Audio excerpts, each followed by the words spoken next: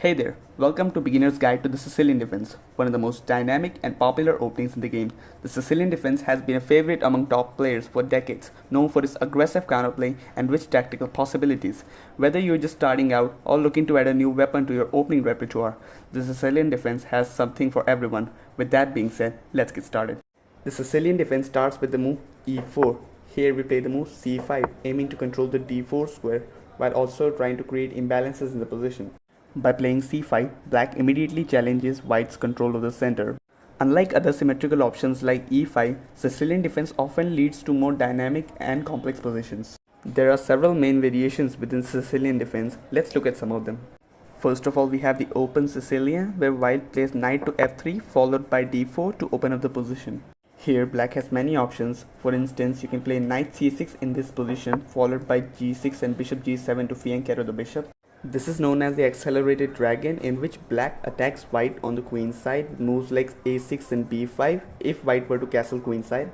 Next we have the knight off variation, where instead of knight c6 we play the move d6, and after something like d4, c takes d4, knight takes d4, we play the move knight to f6 attacking e4. Let's say white plays something like knight to c3 defending. Here in this position we play the move a6, preventing anything from coming to the b5 square. The key idea for black is to maintain a solid but flexible structure, often leading to rich and complex middle game positions. The knight over have been favored by many world champions including Bobby Fischer and Garry Kasparov, known for his sharp and dynamic play. Next we have the Shevenigan variation, where black plays e6.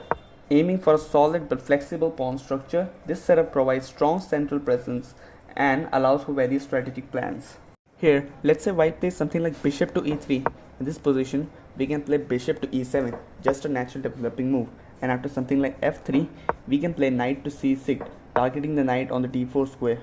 After something like queen to d2, preparing to castle long. Here, we can either play d5 or we can simply castle. Let's say we castle.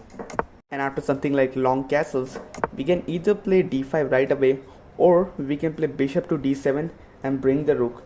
And in the future, we can also push these pawns to start a queenside attack. The Shevenigan can transition into other Sicilian systems and offer black a resilient and adaptable structure. Kasparov also favored this system, appreciating the balance between solid defense and counter-attacking potential. Another important line is the classical variation, where black develops the knight to c6 and controls the center with moves like d6 and knight to f6, which might look something like this.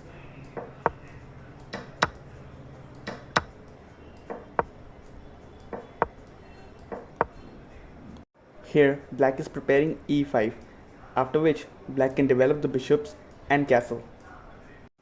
Aside from the open Sicilian, there is also a closed Sicilian, where white avoids early exchanges in the center and focuses on a kingside build-up. In the closed Sicilian, white often aims for a slower, more positional game, where after knight c3, white plays moves like g3 and bishop g2, maintaining central tension and flexibility. One aggressive line against the Sicilian defense is the Grand Prix attack, where white plays f4 early on to create attacking chances on the king side. When facing the Grand Prix attack, black has several effective responses. One popular choice is to continue with the Sicilian defense and play the move g6, preparing to fianchetto the king's bishop. And in the future, black can play moves like e6, knight g e7 to reinforce the center and develop pieces harmoniously. The Grand Prix attack can lead to sharp and aggressive positions, but with careful play, black can often neutralize white's attacking chances and turn the game into a balanced struggle. Within the closed Sicilian, another notable variation is the Alapin variation, named after the Russian master Semyon Alapin. Instead of the standard knight to c3, white plays c3, preparing d4. Best way to play against the Alapin is to challenge the center right away with moves like d5 or knight to f6 to open up the position and not let white have any fun.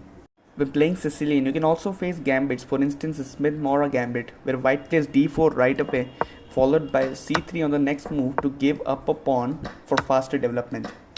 Against the Smith-Morra gambit, black can accept the pawn sacrifice on c3 and aim for quick development. Against the wing gambit, black can simply accept the sacrifice, maintain a solid pawn structure and develop naturally. So that's all I have for you today on Sicilian Defense. I hope this breakdown helps you understand how to use this opening effectively. If you enjoyed the video, give it a thumbs up, share it with friends, and subscribe to ChessWiseAcademy for more chess tips. Comment below for future topics. Thanks for watching.